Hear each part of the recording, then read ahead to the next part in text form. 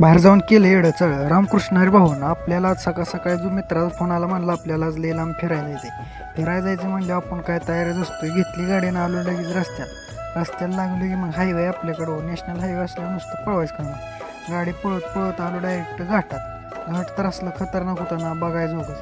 तिथनं पोचलो मंदिरात आलो तर मुलकाची गर्दी. मग काय गर्दीनीतनं पळतं दर्शन घेतलं आणि आलो लगेच बाहेर आलो की पोचलो डायरेक्ट किल्ला तर असला सुपर होता ना, छत्रपती शिवाजी महाराजांच्या काळातला किल्ला बघितला. किल्ल्यावर आल्यासारखं म्हणलं फोटो तर काढावं लागतं. ते किल्ल्यावर फोटो काढलं आणि तिथनं लगेच आलो एका जोडीदाराचा वाढदिवस करायचा होता. वाढदिवस पूर्ण झाला की आलो तिकडं लगेच तळ्यात म्हणलं भाऊ आपल्याला फोटो काढायचा. यांचं फोटो राहिलं बाजूला, बाकीच कारनामं जास्त चालू केलं. मग म्हणलं चाल जाऊ अजून एका ठिकाणी तुम्हाला दाखवतो.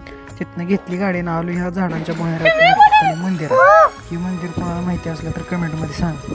मंदिरात बघितलं दगड लय खतरनाक होत्या आणि हल्लो लगेच घराच्या दिशेने. तिथे पोरांनी केलं हे असं येडं चाळ. पोरासनी म्हणलं लय उशीर झालेले आपण घराच्या दिशेने घेतली गाडी, घातलं लगेच घराकडं आणि निघालो. धन्यवाद भाऊने. व्हिडिओ लाईक करा, शेअर करा, धन्यवाद.